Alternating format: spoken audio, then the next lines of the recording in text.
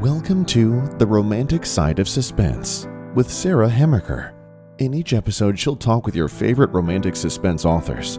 They will take you behind the scenes of the writing process, giving excerpts from their writing, and share stories about their writing life. The Souls of Lost Lake by Jaime Jo Wright. To save the innocent, they must face an insidious evil. Wren Blythe has long enjoyed living in the Northwoods of Wisconsin, helping her father with ministry at a youth camp.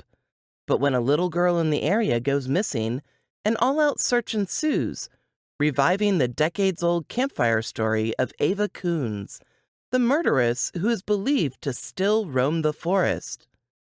Joining the search, Wren stumbles upon the Coons' cabin ruins and a sinister mystery she is determined to unearth. In 1930, Ava Coons has spent the last several years carrying the mantle of mystery since the day she emerged from the woods as a 13-year-old girl, spattered with blood, dragging a logger's axe. She has accepted she will never remember what happened to her family, whose bodies were never found, and that the people of Tempter's Creek will always blame her for their violent deaths. After a member of the town is murdered and another goes missing, rumors spread that Ava's secret is perhaps more malicious than previously imagined. Two women, separated by time, must confront a wickedness that not only challenges who they are, but also threatens their lives and the lives of those they love. Hi, and welcome to this episode of The Romantic Side of Suspense. I'm your host, Sarah Hemmerker, and I'm so glad you joined me. Today, I have Jaime Jo Wright, and she's a writer of romantic suspense, surprise, surprise. And I know we're going to have a lot of fun talking about her newest romantic suspense time slip novel. So welcome to my show, Jaime. Hi, thanks for having me. So I know that time slip books are quite popular right now. Have you always written time slip? I haven't. In fact, I didn't start out with that. I was planning on doing more straight up historical suspense. But my good friend, who was also my mentor, Colleen Coble, actually dropped the bug in my ear and was like, why don't you try time slip or dual time? And I had no idea what that was. And she mentioned, so after she mentioned it, I went and researched it. I'm like, oh, that would be like the perfect marriage between all the genres I want to write, just in one, right? So, yeah. Well, right. So I imagine that, in straight suspense, you have to build the, suspense and the romance, and when you're writing romantic suspense. But how does that, what was some of the challenges in writing that, because if I'm understanding, I haven't read a ton of time slips, so correct me if I'm wrong, but it's like what happened in the past has some impact on the future, right? There's some connection between the two, either someone's investigating something. So how difficult was it, or challenging or fun, to kind of weave those two different, not just a storyline, but the two different characters together? It's a lot of fun. And I've seen time slip done a couple different ways where the characters are unrelated, but they're tied together because of an event or maybe an article in history.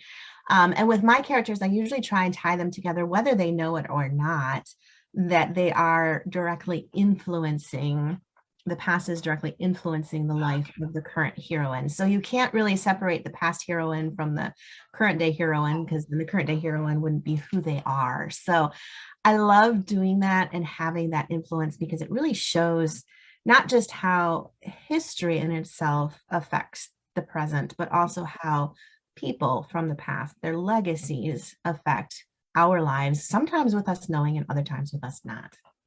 Right. Yeah.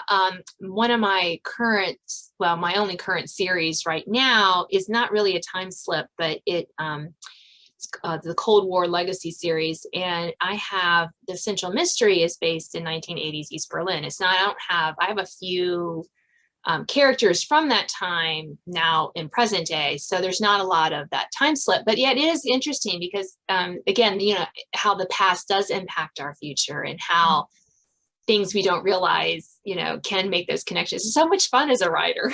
It is. And I kind of got really interested in that when I was a kid.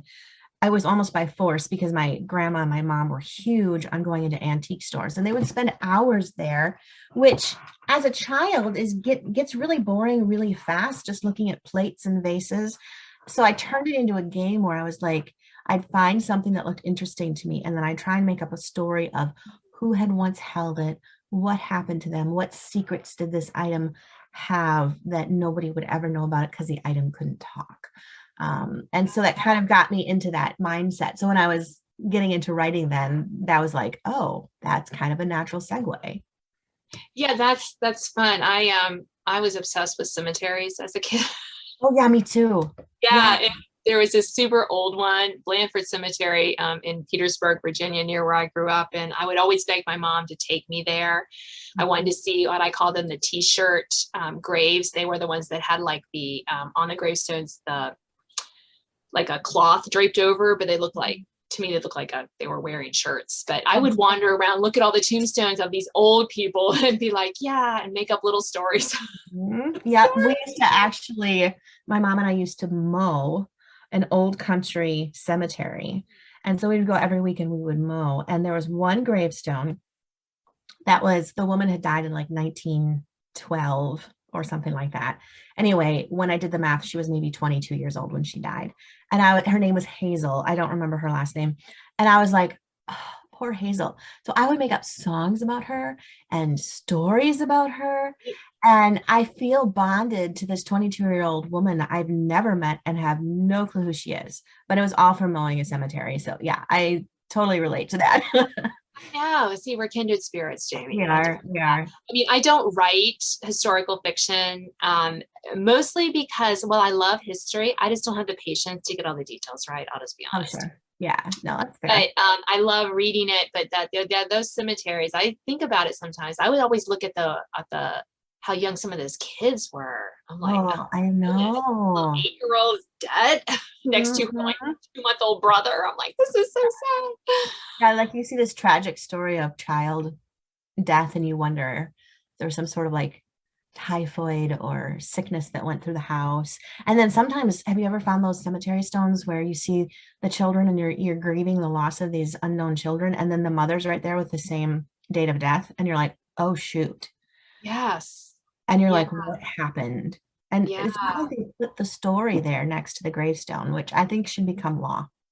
I think so too. At least a little bio or something. Yeah, something.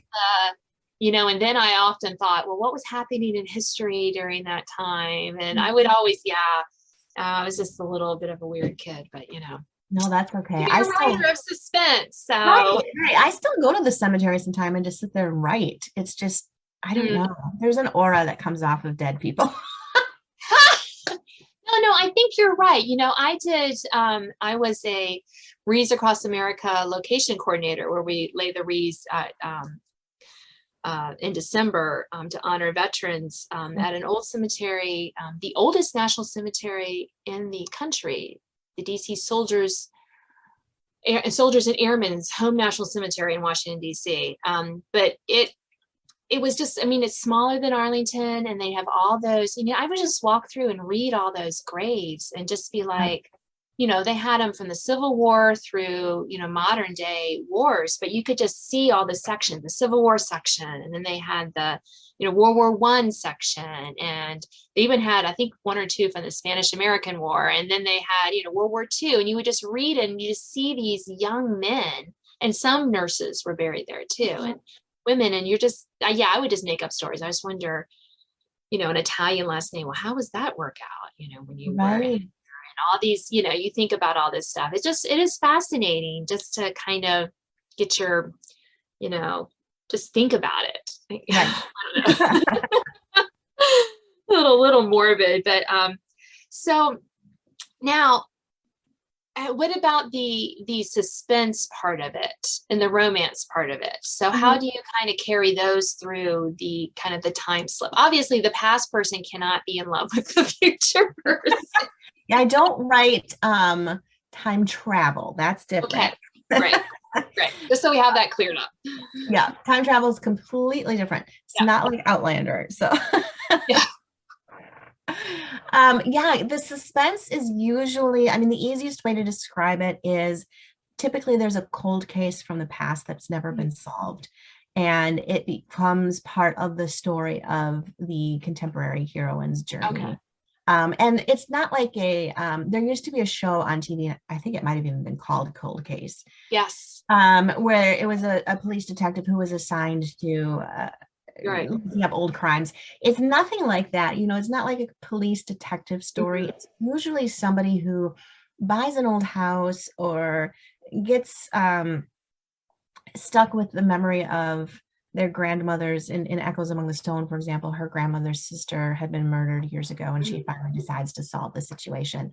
Or the one that's coming out in October, she buys an old farmhouse and finds out that the story of the farmhouse is not this nice, pretty little country farmhouse story, and things like that. And so they get sucked into this mystery that took place years ago and has never been solved.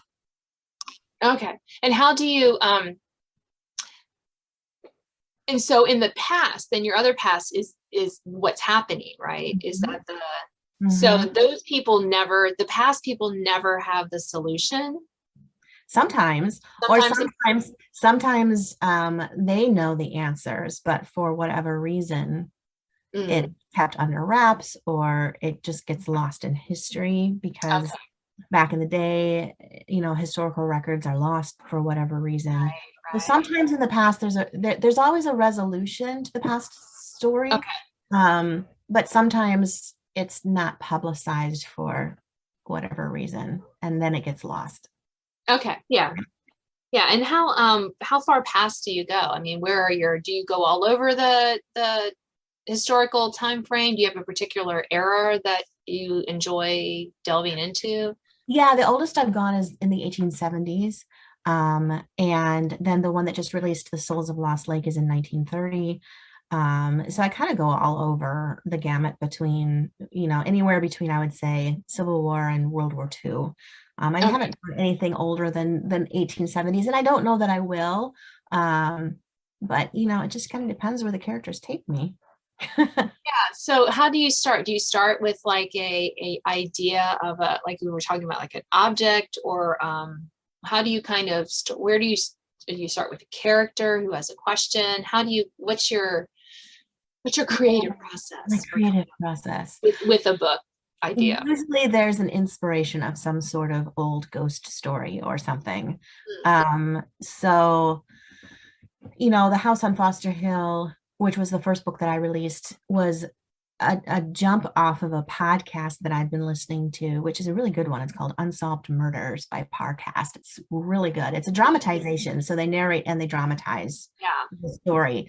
And anyway, they were telling the story of this woman who had been found, her body had been found stuffed into a hollowed out oak tree in the 1940s. And to this day, nobody knows who she is. And so I jumped off of that and was like, oh, that would be really crazy if you found a body and then, you just never knew who they were. But yet the readers start uncovering the story along with the heroines and kind of start learning who this person may or may not have been. So that was the jump off for that. And usually it's something like that that's inspiring a story, whether it's based off of a real life story or it's a ghost story that you hear, or something in history that's an interesting time period that's associated with some weird happening, etc. Yeah, it's kind of I use a lot of like one of my stories I based on an article I read. I thought, oh, that'll be interesting. I have several interesting articles. I'm like, that might be interesting. I'll keep that in the back of my mind on how to do. But it is kind of fascinating how you hear something and your mind just starts going, wow, that's really, and sometimes you hear something and you're like, yeah. right.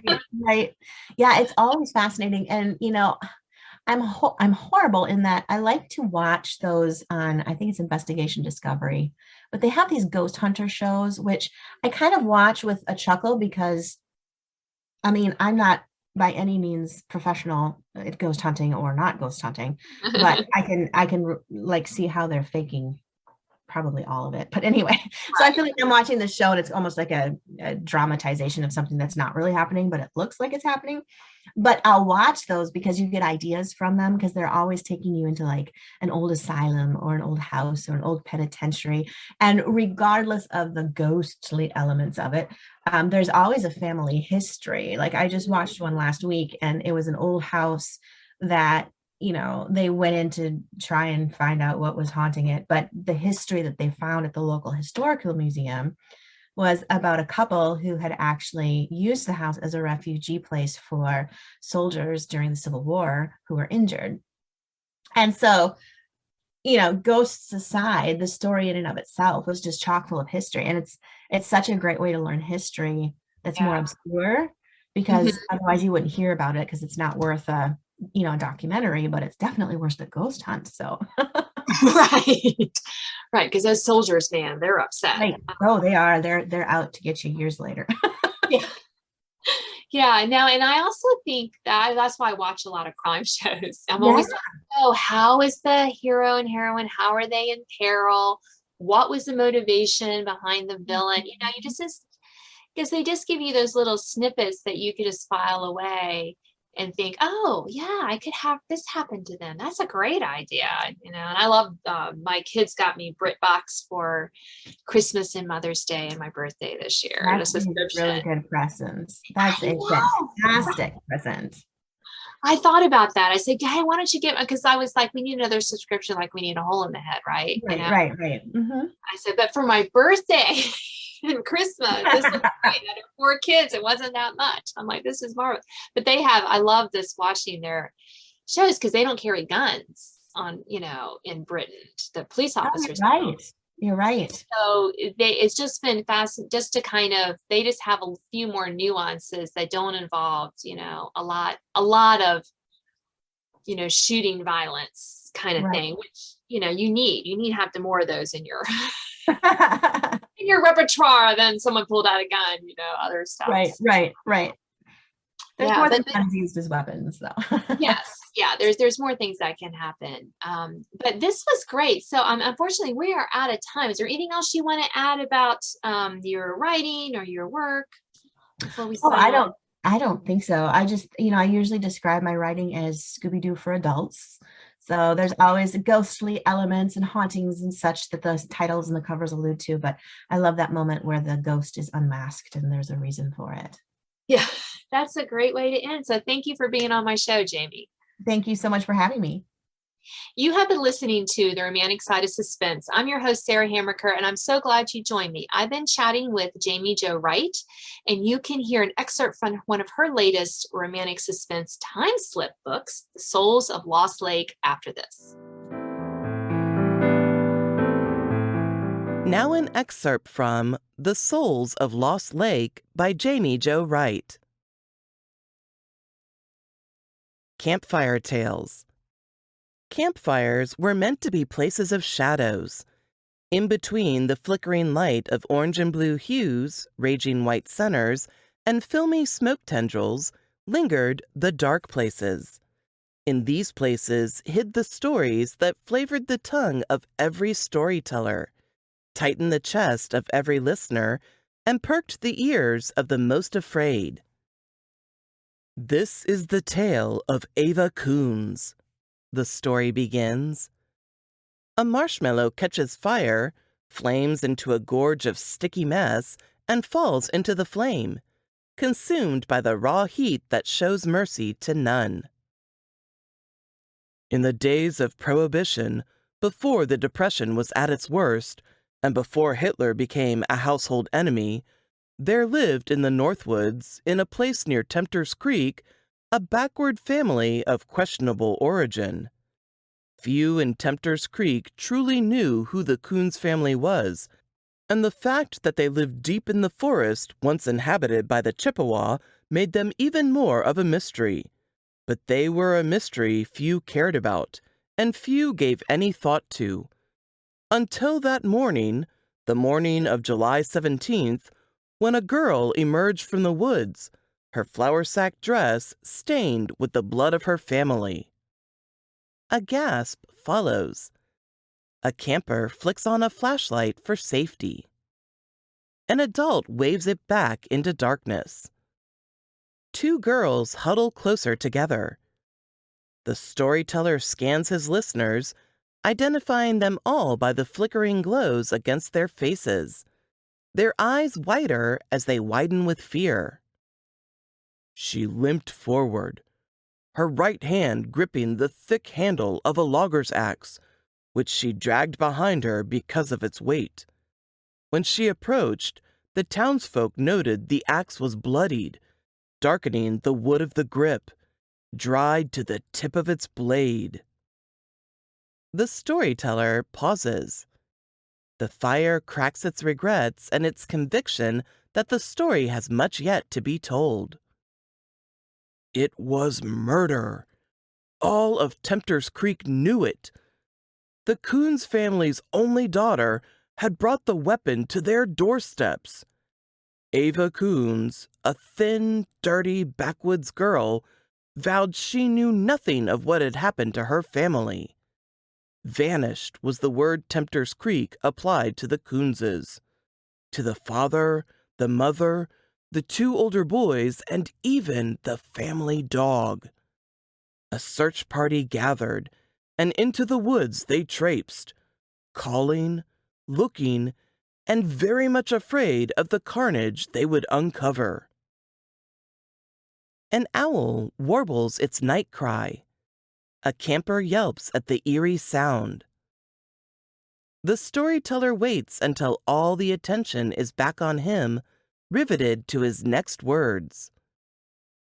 There was a lake hidden miles into the forest, surrounded by oak and aspen, a haven for water birds like the wood duck, the loon, and a hiding place for the black bear, coyote, and the raccoon. Few knew of this lake, but that day the search party stumbled on it. Lost in the wilderness, they found its shoreline, and set away in the woods they uncovered its horror. What was it? A camper breaks into the story. The storyteller is not perturbed. Instead, he smiles. That sneaky, knowing smile that the story is only going to instill more delicious campfire fear. The Coons' cabin was burned to the ground. Its charred remains left only a portion of its southern wall. There was no blood. There were no bodies. The only clues left behind from the horrific scene were a lone shoe that had dropped halfway between the cabin and the lake, and on the shoreline, long rivets in the wet earth, as though someone's fingers had raked into the soil, trying to save their life before being swallowed by the lake itself. Silence meets the storyteller. The campers, enthralled and terrified, are exactly where the storyteller wishes them to be. And Ava Coons grew up with no memories. They called her the wood nymph of Lost Lake, until one day, years later, when she wandered back into the woods and vanished, just as her family had. The only object she left behind was the logger's axe, leaning against the house that had given her shelter as an orphan child, bloodied once more with the stains of her guardian. Knowing she was a murderess, the town of Tempter's Creek argued over how a girl could wield a logger's axe and dispose of her entire family to the depths of Lost Lake. They argued how, years later, she could have hypnotized them all into believing her to be an innocent, only to be starved for more bloodlust. Assuaged now, Ava Coons was out there, in the woods. She wandered there. She wanders there still. Ava Coons and the souls she has buried there, and the souls she still takes from time to time. The souls of Lost Lake. Thanks for listening to The Romantic Side of Suspense with Sarah Hammerker. If you enjoyed this episode, please leave a review. You can sign up to receive notifications of upcoming podcasts and listen to previous editions at sarahhammerkerfiction.com.